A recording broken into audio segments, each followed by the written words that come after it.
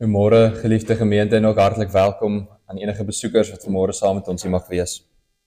In die kerkraad af net die volgende afkondigings. Ons kollekte onder die diens is vir ons diakonale kas en dan by die deure gaan vir Paul Kreer kinderhuis. Dit is vanmiddag weer Bybelstudie om 16:30. Ons het in Jacobsbaai daar op Holvlei boerdery by Pieter Paul en Francis Loubser. En dan het ons volgende week Saterdag natuurlik ons groot kos en wingerdfees en ons begin al die 3de Julie, die Vrydag. Kom ons by mekaar om die saal gereed te maak. Ons het almal se hande en hulp daar nodig. Kom ons begin vanmôre se erediens deur te verklaar in afhanklikheid van die Here. Uit hom en deur hom en tot hom is alle dinge. Aan hom behoort die heerlikheid tot in alle ewigheid. Liefdes aan die vir wie God die Vader geroep het, wat hy lief het en deur Jesus Christus bewaar, mag barmhartigheid, vrede en liefde in oorvloed aan julle geskenk word. Amen. Kom ons staan dan, sing ons saam Psalm 89, ons sing saam vers 1, 3 en 4. Van goedertierenheid sal ek vir ewig sing en aan u trou, o Heer, altyd my hulde bring. En besonder die woorde van vers 3 en 4. Die hemel loof, o Heer, u wonderbare mag, die engele prys u trou en waarheid, dag en nag. Want in die hemel is daar niemand aan u gelyk nie, geen seraf wat vir u die vleuel nie moet stryk nie. U is groteliks gedig en eindeloos in vermoë. U onverbreekbare trou omring u voor hul oë. Ons sing vers 1, vers 3 en dan ook vers 4 wat sing oor die Here wat die see en die waters onder beheer bring.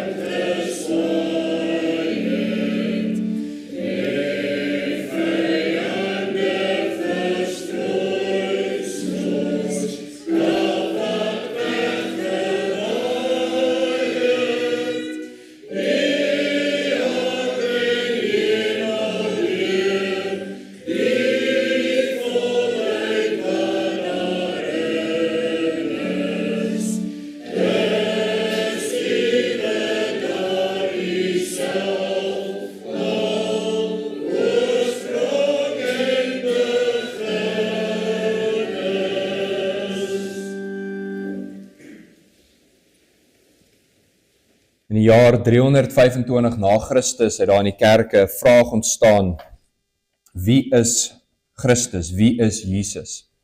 Daarom het die kerke ook by mekaar gekom in Nicea en daardie jaar hierdie geloofsbelijdenis wat ons nou in ons harte saam sê geformuleer.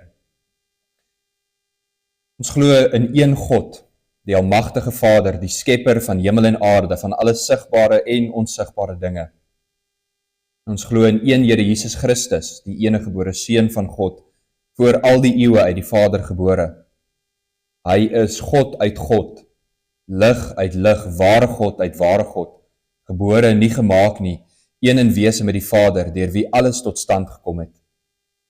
Hy het terwille van ons, mense en ons saligheid uit die hemel neergedaal, en deur die Heilige Gees uit die Maagd Maria vlees geword.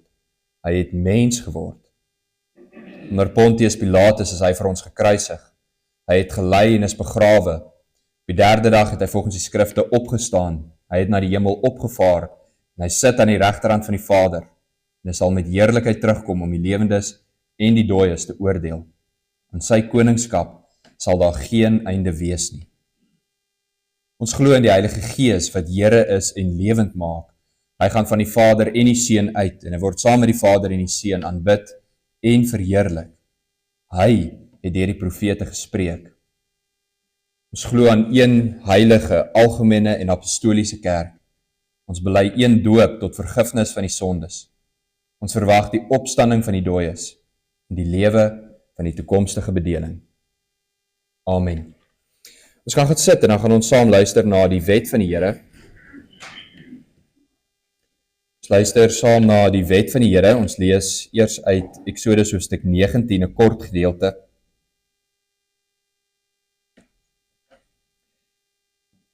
Die geleentheid waarvoor die Here die volk na die berg toe bring, word hier vir ons ook duidelik gemaak. Eksodus 19, die eerste paar verse, lees vanaf vers 1 tot vers 8. Presies 3 maande na hulle uittog uit Egipte, het die Israeliete in die Sinaï woestyn aangekom. Nadat hulle van Refidim af vertrek het, het hulle kamp opgeslaan in die Sinaï woestyn reg oor die berg. Moses het in die berg uitgeklim na God toe en die Here het van die berg af na hom geroep. So moet jy vir die nageslag van Jakob sê, vir die Israeliete vertel. Julle het gesien wat ek aan Egipte gedoen het, en hoe ek julle soos op arendsvlerke veilig gedra het en aan my toe gebring het. As julle my gehoorsaam en julle aan my verbond hou, sal julle uit al die volke my eiendom wees, 'n koninkryk wat my as priesters dien, 'n gewyde nasie. Die hele aarde behoort immers aan my. Dit is wat jy aan die Israeliete moet vertel. Moses het toe afgeklim en die leiers van die volk bymekaar geroep en vir hulle alles vertel wat die Here hom beveel het. Daarna het die volk soos een man geantwoord: alles wat die Here gesê het, sal ons doen. Die Here sluit met sy volk 'n verbond by die berg en dan gee hy vir hulle ook sy kant van die verbond. Hy het hulle gered, hy is hulle God. En dan sê hy in Eksodus 20, toe het God al hierdie gebooie aangekondig. Eers wat hy gedoen het. Ek is die Here jou God, wat jou uit Egipte uit die plek van slawerny bevry het. Dan sy opdrag. Jy mag naas my geen ander gode hê nie. Jy mag nie vir jou beeld of enige afbeelding maak van wat in die hemel daarbo of op die aarde hieronder of in die water onder die aarde is nie. Jy mag hulle nie vereer of dien nie. Ek, die Here jou God, eis onverdeelde trou aan my. Ek reken kinders die sondes van hulle vaders toe, selfs tot in die 3de en 4de geslag van die wat my haat. Maar ek betoon my liefde tot aan die 1000ste geslag van die wat my liefhet en my gebooie gehoorsaam. Jy mag die naam van die Here jou God nie misbruik nie, en die Here sal die een wat sy naam misbruik nie ongestraf laat bly nie. Sorg dat jy die Sabbatdag heilig hou. 6 dae moet jy werk en alles doen wat jy moet. Maar die 7de dag is die Sabbat van die Here jou God, en dan mag jy geen werk doen nie.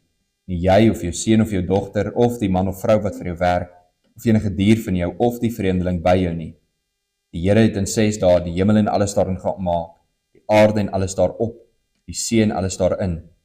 Op die 7de dag het hy gerus, en daarom het die Here dit as gereelde rustdag geheilig. Eer jou vader en jou moeder, dan sal jy lank bly woon in die land wat die Here jou God vir jou gee. Jy mag nie moord pleeg nie, jy mag nie egbreek pleeg nie, Jy mag nie steel nie. Jy mag nie vals getuienis teen 'n ander gee nie. Jy mag niemand anders se huis begeer nie. Jy mag nie sy vrou begeer nie, ook nie 'n slaaf of slavin, 'n bees of 'n donkie of enigiets anders wat aan hom behoort nie. Terwyl ons so bly sit, kom ons sing saam Psalm 65. Ons sing saam vers 1, vers 3 en vers 4, vers 1. Aan U kom toe ons lofgesange, ons kom ons skuld bely, na U is almal se verlange, van sondes maak U vry. Nou in besonder ook so sing ons vers 3 en vers 4. Einde van vers 3, die laaste 3 reëls sing ons sien U in U krag. Ook wie in verre lande lewe, het vir U werk ontzag. U krag kom tot openbaring. Die see hou op rumoer. U bring die nasies tot bedaring. U berg staan ongeroer. Terwyl ons so bly sit, Psalm 65, sing saam vers 1, vers 3 en vers 4.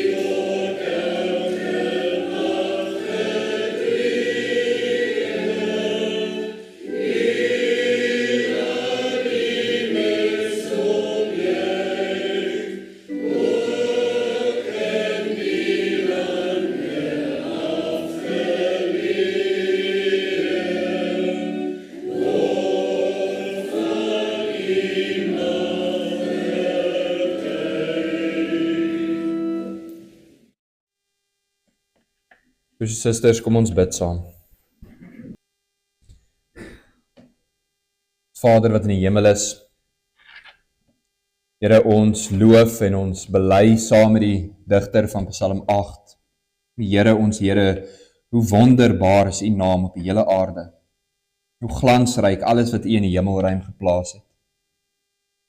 Here, dat selfs die skepping wêreldwyd, die grasspruitjies, die voëls, die diere van die veld, ja, die see en alles wat daarin is, dat alles U lof verkondig. So ook die ganse skepping in die wêreld en dit wat daar buite is, die sterre, die ruimte, alles wat U gemaak het, is die getuienis van U krag en U mag. Wie is daar wat aan U gelyk is? Daarom, Here, is dit tog gepas vir ons as mense om nederig voor U te kom.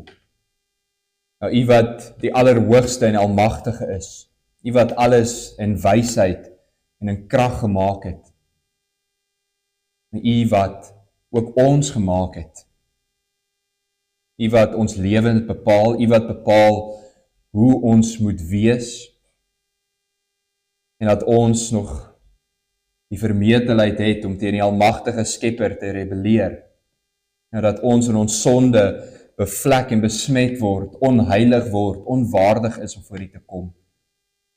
Daarom is dit ook net gepas, Here, dat ons nederig voor U vanmôre kom, ook afhanklik.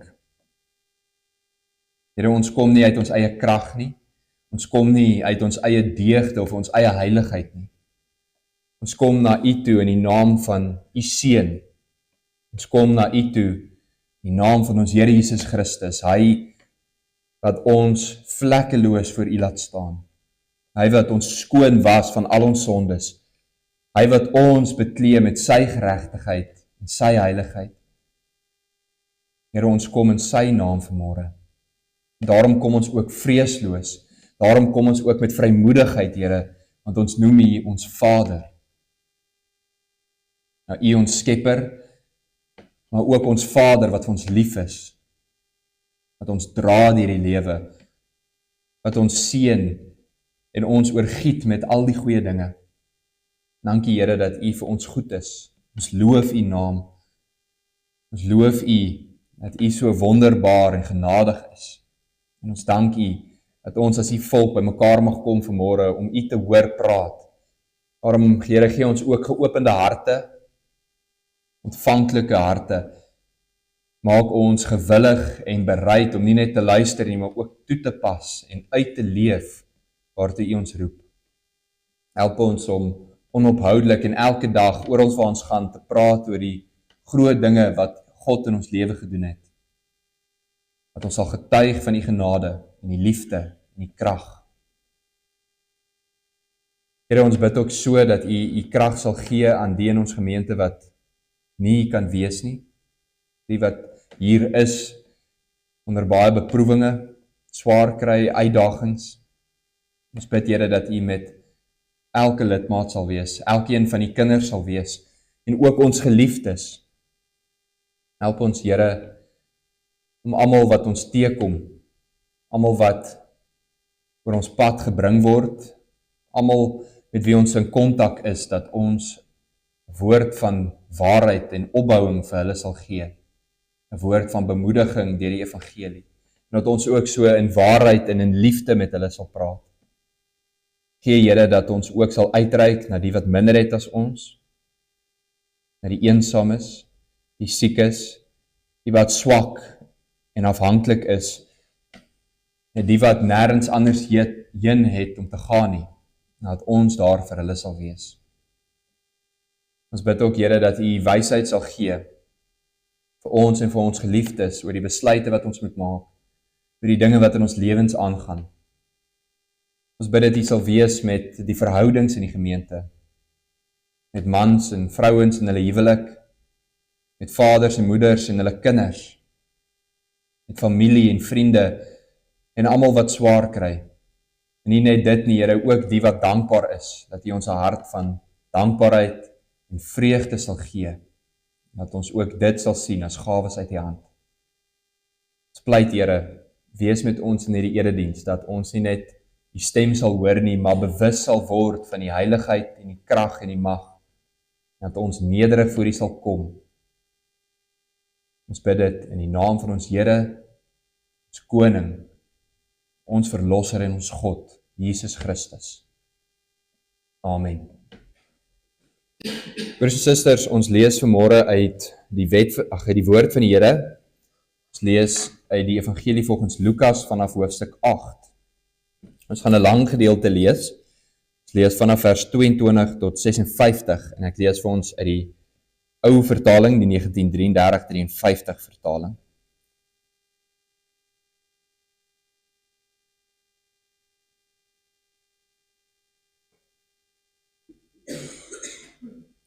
Lukas 8 vanaf vers 22.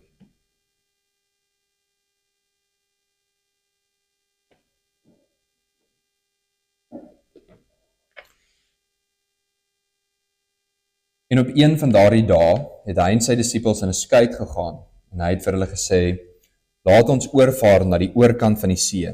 En hulle het weggevaar. En terwyl hulle seil, raak hy aan die slaap. Kom daar 'n stormwind op die see af en die skuit het begin vol word en hulle was in gevaar. Hulle het na hom gegaan en hom wakker gemaak en gesê, meester, ons vergaan. Hy staan toe op, bestraf die wind en die watergolwe en hulle het bedaar en daar het 'n stilte gekom. En hy sê vir hulle, waar is julle geloof? Maar hulle was bang en verwonderd en het vir mekaar gesê, wie is hy tog, dat hy selfs die winde en die water gebied en hulle hom gehoorsaam is. En hulle het geseil na die land van die Gadareners, wat reg anderkant Galilea is. En toe hy aan wal uitklim, kom 'n sekere man uit die stad om tegemoet, wat vir 'n geruime tyd van duiwels besete was en geen klere gedra het nie, het ook nie in 'n huis gewoon nie, maar in die grafte. Toe hy Jesus sien, skree hy uit en val voor hom neer en sê met 'n groot stem, wat het ons met u te doen, Jesus, seun van die Allerhoogste God? Ek bid u, moet my nie pynig nie. Want hy het aan die onreine gees bevel gegee om uit die man uit te gaan. En baie keer het hy hom saamgesleep en hulle het hom gebind met kettinge en voetboeie en oor hom wag te hou, maar hy het die boeie uitmekaar geruk en die duiwel het hom in die woestyn gedrywe. Daarop vra Jesus hom en sê, wat is jou naam? En hy antwoord, Legio, want baie duiwels het in hom ingevaar. En hulle het hom gesmeek dat hy hulle nie sou beveel om in die onderwêreld af te vaar nie. Daar het 'n groot trop varke in die berg gewy. Toe smeek hulle hom dat hy hulle sou toelaat om in die varke in te vaar. En hy het hulle toegelaat. Daarop gaan die duiwels uit die man uit en vaar in die varke in en die trop het van die kraans af in die see ingestorm en verdrink. Toe die wagters sien wat gebeur het hulle gevlug en het in die stad en in die buitewyke gaan vertel. Daarop het hulle uitgegaan om te sien wat gebeur het en hulle het by Jesus gekom en die man gevind uit wie die duiwels uitgevaar het, terwyl hy aan die voete van Jesus sit, gekleed en by sy verstand, en hulle het gevrees. En die wat ooggetuies was, het ook aan hulle vertel hoe die besetene genees is. En die hele menigte van die omtrek van die Gadareners het hom gevra van hulle weg te gaan, omdat hulle deur 'n groot vrees bevang was. Toe het hy in die skuit geklim en teruggegaan. En die man uit wie die duiwels uitgevaar het hom gebid om by hom te kan bly. Maar Jesus het hom laat gaan en gesê, gaan terug na jou huis en vertel wat groot dinge God aan jou gedoen het. En hy het gegaan en deur die hele stad verkondig wat groot dinge Jesus aan hom gedoen het. Toe Jesus terugkom met die skare hom verwelkom en almal was om te wagte. Daar kom 'n man wie se naam Jairus was en hy was 'n owerste van die sinagoge en hy val voor die voete van Jesus neer en smeek hom om na sy huis te kom. En sy enigste dogter van omtrent 12 jaar het op sterwe gelê. Terwyl hy gaan het die skare hom verdring. En 'n vrou wat 12 jaar lank aan bloedvloeiing gely het, wat haar hele vermoë aan geneeshede uitgegee het, deur niemand gesond gemaak kon word nie, het van agteraf gekom en die soem van sy kleed aangeraak. En haar bloedvloeiing het onmiddellik opgehou. Daarop sê Jesus, wie is dit wat my aangeraak het? En toe almal dit ontken, sê Petrus en die wat by hom was, meester, skare druk en verdring u en u sê, wie is dit wat my aangeraak het? Nou Jesus antwoord, iemand het my aangeraak. Ek het gemerk dat krag van my uitgegaan het. Toe die vrou sien dat sy nie verborge gebly het nie, kom sy bewend en val voor hom neer en vertel hom voor die hele volk om watter rede sy hom aangeraak het en hoe sy onmiddellik gesond geword het. En hy sê vir haar, hou goeie moed, dogter, jou geloof het jou gered, gaan in vrede. Terwyl hy nog spreek, kom iemand van die owerste van die sinagoge se huis en sê vir hom, die dogter is dood, moenie die meester lastig val nie. En toe Jesus dit hoor, antwoord hy hom en sê, moenie vrees nie, glo net, en sy sal gered word. En toe in die huis kom, het hy niemand toegelaat om in te gaan nie, behalwe Petrus en Jakobus en Johannes en die vader en moeder van die meisie. En almal het gehuil en oor haar rou bedryf, maar hy sê, moenie huil nie, sy is nie dood nie, maar slaap. En hulle het hom uitgelag, want hulle het geweet dat sy dood was. En toe hy almal na buite gejaag het, gryp hy haar hand en roep uit en sê, dogtertjie, staan op. En haar gees het teruggekom, en sy het onmiddellik opgestaan, en hy het beveel dat hulle haar iets te ete moes gee. En haar ouers was verbaas, maar hy het hulle bevel gegee om aan niemand te sê wat gebeur het nie. Voordat ons fokusvers weer saam lees, fokusvers vers 25 se laaste gedeelte, kom ons sing eers saam vanaf Psalm 33. Ons sing saam vers 1 en vers 5, die woorde van vers 5. Die Heer se woord is skepingsmagtig, wat lewe uit die dood gebied. Hy spreek, dit staan daar lewenskragtig, hy roep net, en dit het geskied. Kom ons staan, dan sing ons saam Psalm 33, vers 1 en vers 5, en daarna lees ons saam ons fokusvers.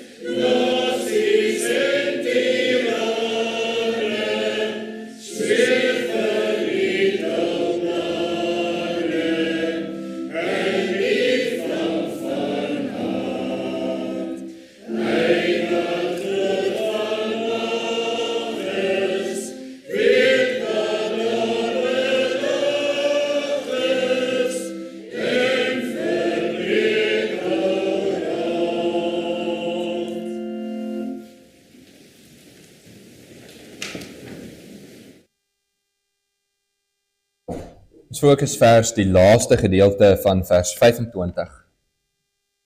Jesus vra vir die disippels, waar is julle geloof?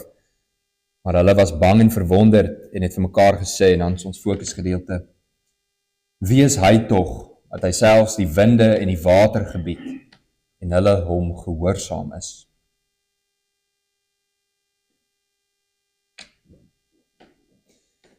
Geliefdes in ons Here Jesus, die winde begin waai op die see, en die disippels begin bang word.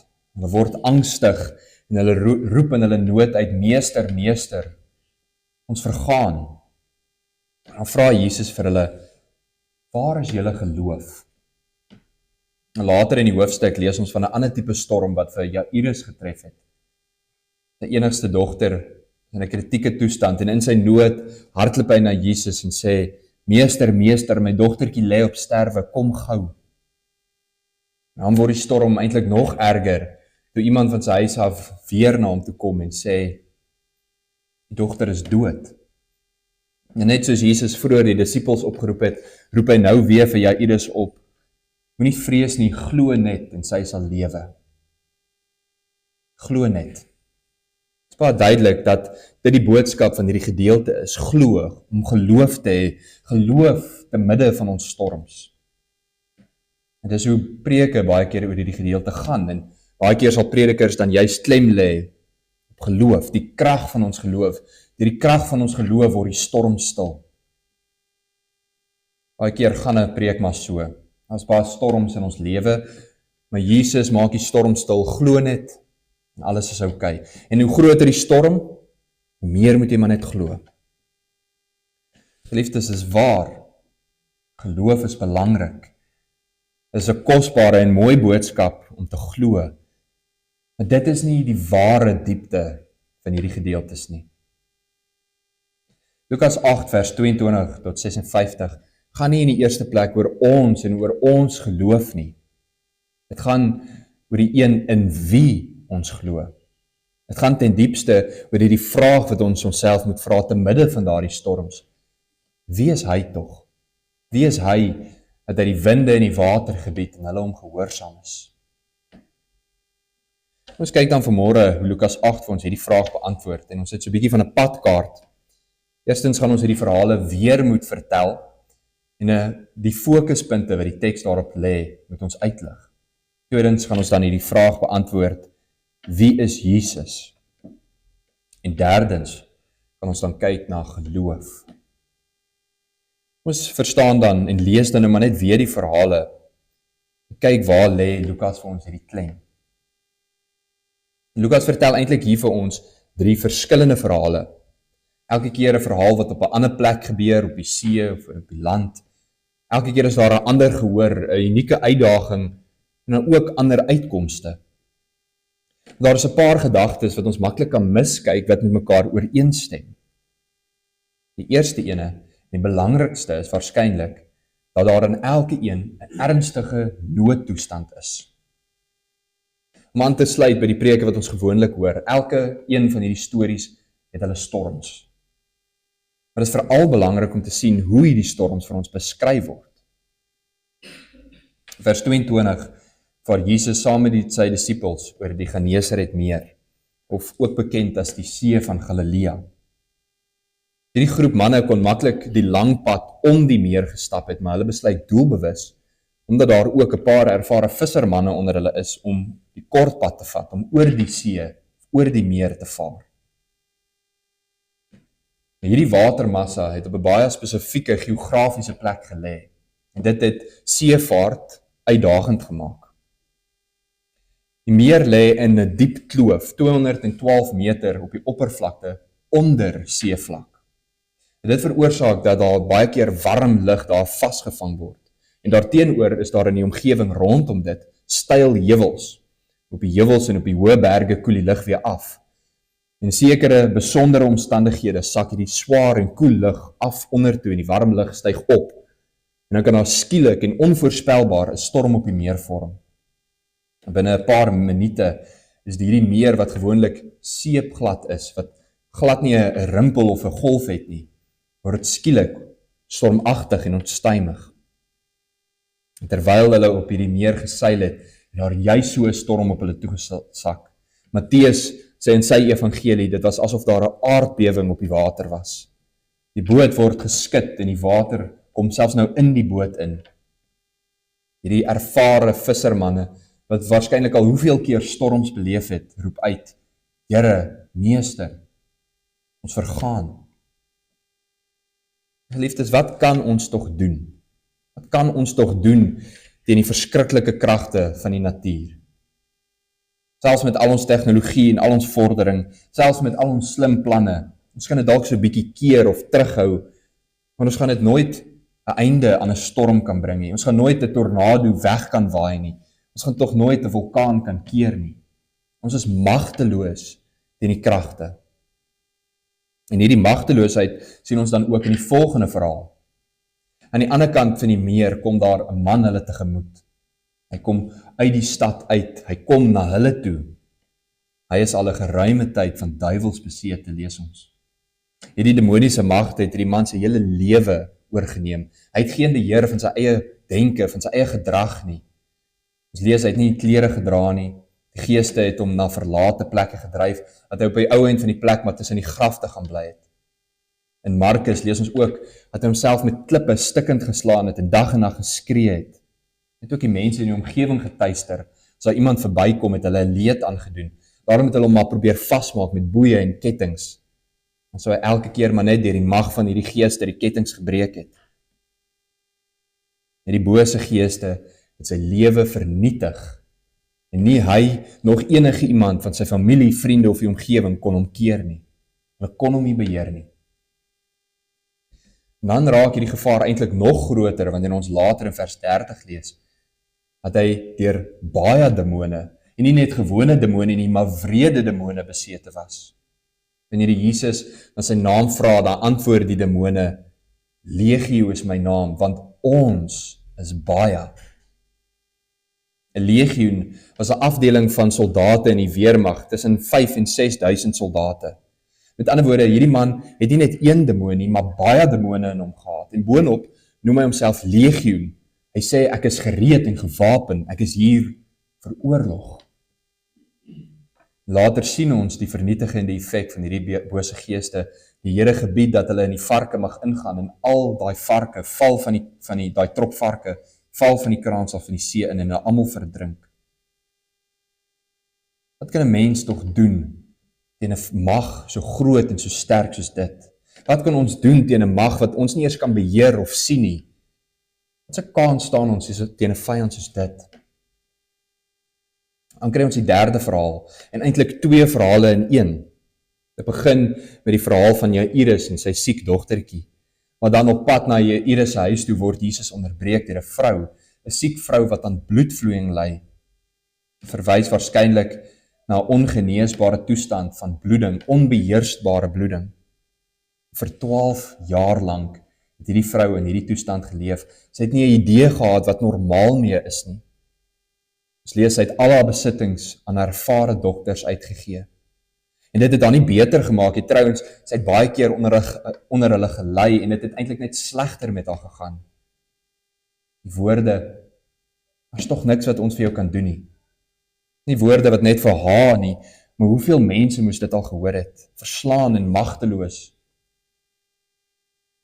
En terwyl hierdie gebeure met die vrou afgespeel het, lees ons dat Jairus se dogtertjie sterwe. En net soos hierdie vorige verhale, ook hier is alle hoop verlore, en die mense rondom Jesus en rondom Jairus verstaan dit baie goed.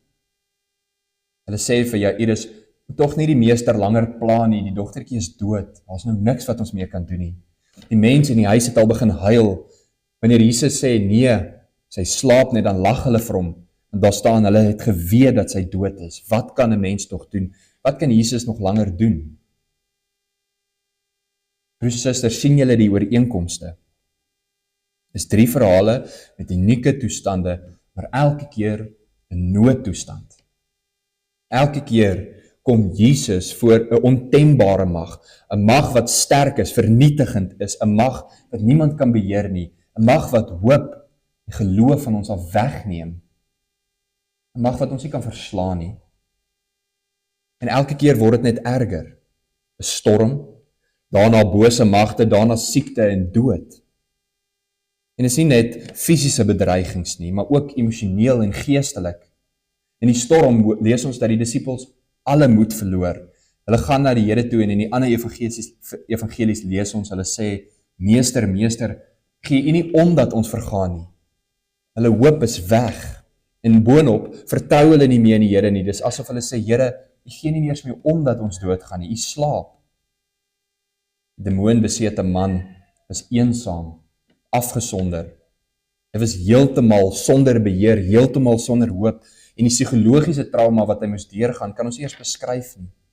En soortgelyk die vrou wat aan bloedvloeiing gely het, ongemak, swak en siek. En boonop het hierdie toestand haar waarskynlik ook onrein gemaak. Daarom het sy geen gemeenskap met God gehad nie. Sy kon nie na die tempel of die tabernakel toe gegaan het nie. Wat kan ons hier vertel van die dood?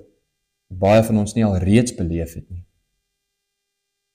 Geliefdes, dit gaan nie net oor ons almal het storms, glo net nie.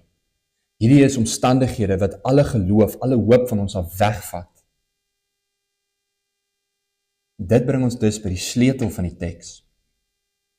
Ons moet hierdie verhale lees met die oog op Christus. Want kyk wie is die een wat voor hierdie storms elke keer te staan kom. En dit gaan hier oor die verstommende krag van Christus. Dit gaan oor hy wat hierdie vernietigende magte tot rus te bring. Die stormwinde val hom aan. Die demoonbesete man trek uit in oorlog teenoor hom.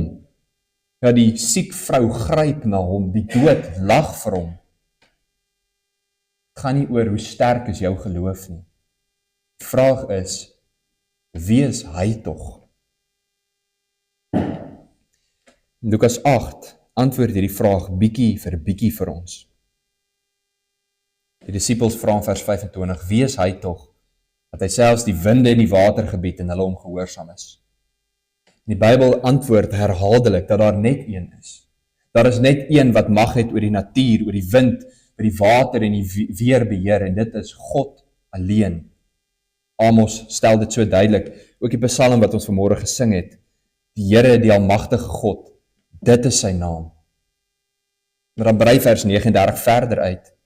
Jesus beveel die man uit wie die duiwels uitgevaar het, om terug te gaan na sy huis toe, om te vertel wat 'n groot dinge God aan hom gedoen het. Maar wat doen die man? Hy gaan terug en verkondig wat 'n groot dinge Jesus aan hom gedoen het. Hy het waarskynlik nie die volle omvang van Jesus se goddelike wese verstaan nie. Hy het dalk nie presies verstaan hoe die drie eenheid werk nie, maar hy het geweet dat God kragtig deur hierdie man gewerk het. Hy het besef dat meer as 'n profeet of 'n gewone mens hier voor hom staan. Lukas bewoord dit doelbewus vir ons so. En selfs die demone weet wie voor hulle kom staan het. Die heilige van God. Hulle sê, wat het u met ons te doen, Christus, die seun van die allerhoogste God? Geliefdes, dit gaan nie oor die grootheid van ons geloof nie. Dit gaan oor die een in wie ons glo. Dit gaan oor die grootheid van ons verlosser en ons God. Dit gaan oor Christus. Hy wat selfs ware en volkome God is, hy in wie ons hoop is, die ewige woord wat mens geword het.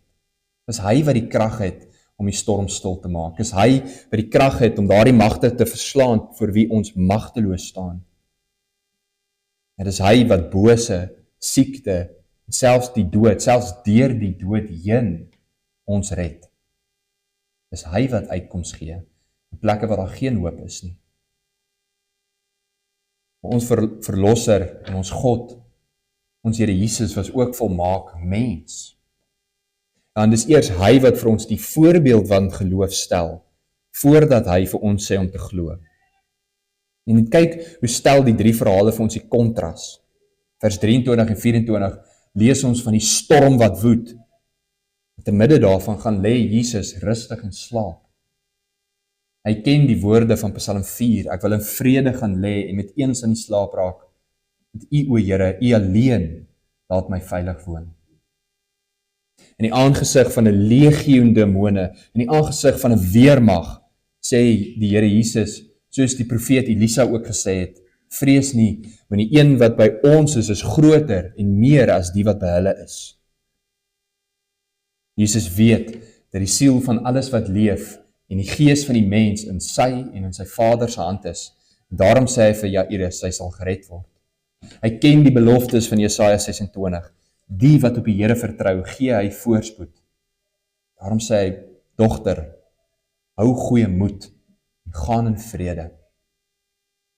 Geliefdes, dink net aan die stilte wat elke keer in hierdie teks is. Na die storm, stilte. Na die duiwels uit die man uitgegaan het, sit hy in vrede en rustigheid by die voete van die Here. Te midde van 'n skare wat druk en verdring, is daar 'n oomblik waar daai vrou besef het dat sy genees is. En alhoewel die skare rondom haar raas en rumoer, is daar stilte en vrede na gemoed. En Jairus, eers die siek dogtertjie, aan die dooie dogtertjie, dan die vrede en die stilte. Christus bring nie net die storms tot bedaring nie. Hy bring stilte, hy bring vrede, hy bring hoop en uitkoms. Hy neem ook nie net die fisiese bedreigings weg nie. Hy reken af met hierdie kragte van boosheid. Hy bring volkome herstel. Liefdes, dan kom ons by ons laaste punt. In die aangesig van nood, van lewensgevaar, van dinge vir wie ons geen mag het nie. In daai oomblikke bly Christus ons hoop, ons verlosser en ons God. Dit is hy wat die stilte bring. Ons sien ook die genade en die wysheid van die Here in hierdie gedeelte. Want hy roep elke een van hierdie mense op in hulle omstandighede. Ja, hy roep na die gelang van die omstandighede elkeen op om te glo. Die klein gelowige disippels, wat nou al hoeveel keer sy mag gesien het, vir hulle vra hy, waar is julle geloof? Vir die siek vrou wat nederig en later bewend voor die Here Jesus neerkom val het, vir haar gee hy bevestiging van haar geloof. Hou goeie moed, dogter, jou geloof het jou gered. Vir Jairus, hy wat eers met geloof na die Here toe gegaan het, en toe amper as te ware teleurgestel was. Vir hom sê Jesus, moenie vrees nie, glo net. So roep die Here elkeen van ons op. Vir die twyfelendes, vir die wat afgedwaal het, vir die wat se oë van die Here af is. Glo weer, waar is jou geloof? Vir julle wat aan die Here vasgehou het, te midde van moeilike omstandighede, en toe ook uitkoms gekry het, vir die van julle wat bid en antwoord gekry het op julle gebede, gaan in vrede. Vir die van julle deur moeilike tye gaan, hou vas aan die Here, volhard in julle geloof. As die storms tref, gaan dit nie oor harder glo nie. Dit gaan oor bewend voor Christus neerval. En weer die vraag vir jouself te vra, wie is hy tog, by wie die uitkoms is? En so 'n verlosser kan ons vertrou. En so 'n God kan en wil ons tog glo. Ek sluit af. Geliefdes in hierdie Here, geliefdes in ons Here, in hierdie lewe gaan die storms waai, die winde gaan opkom, die bose gaan ons dreig en die siekte en teleurstelling gaan ons doodslaan. Ons gaan verlate voel. Dalk gaan ons op 'n punt kom waar ons soos die disippels voel, Here, gee U nie meer om nie. Gee U nie om dat ons vergaan nie. Dalk gaan ons soos Jairus na die Here toe gegaan het en dan nog deur 'n wagtydperk moet gaan. Weet en glo dat ons 'n kragtige God en verlosser het. Vind jou hoop weer in hom. Gaan na hom en soek jou krag in sy genade. Amen. Kom ons bid saam. Ons Vader wat in die hemel is, dankie Here dat U vir ons 'n herder is. Dankie dat ons mag bely dat U ons lei na waters waar rus is. Dat U ons laat wei in groen weivelde, waar daar oorvloed is, meer om van te kan kies, meer as genoeg. Dankie dat ons mag bely dat ons nie die valleie van donkerte en doodsgevaar misspring nie, maar dat U binne daardie donker valleie by ons is, ons vertroos en ons lei, ons rig en ons beskerm. Dankie Here, dat U vir ons genadig en goed is.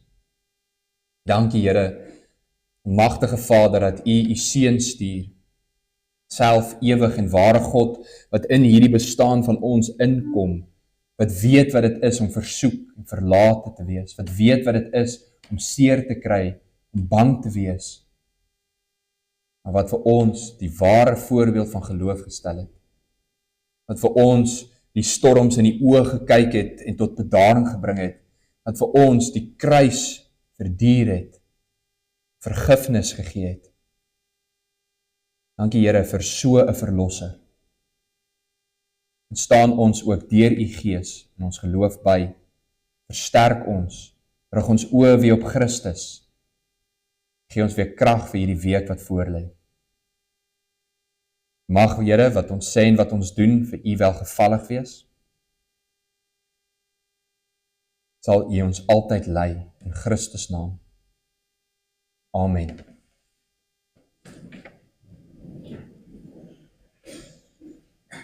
Geliefdes, ons gee nou 'n geleentheid vir die opname van ons kollekte, vir ons dankoffers. En daarna sing ons saam van lied 588.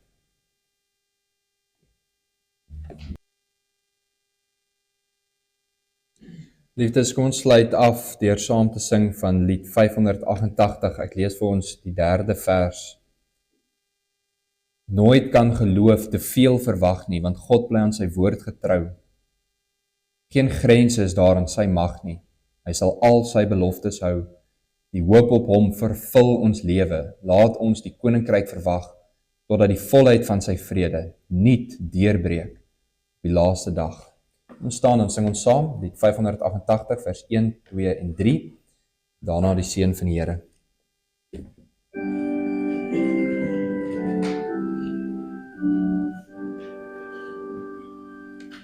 O God van hoop, gee ons die vrede, leer ons as kinders op die wag. Ons wil in stryd en moeilikheden van wie alleen ons heil verwag. As ons geen weg meer verder sien nie, help ons om met op U te bou. Laat ons aantastbaar vas en zeker, geen woord en U beloftes hou. Ons het 'n hoop wat oor die einde, oor sterwe, siel en graf heen reik. Dis onaantastbaar vas en zeker, as alle hartse bedreiging. Ons het 'n toekoms saam met Christus. Die einde is maar begin. Die dood is oorgang tot die lewe. Ons woord by God vir ewigheid. Nooit kan geloof te veel verwag nie, want God bly aan sy woord getrou. Geen grense is daar aan sy mag nie. Hy sal al sy beloftes hou. Nie hoop op hom vervul ons lewe. Laat ons die koninkryk verwag,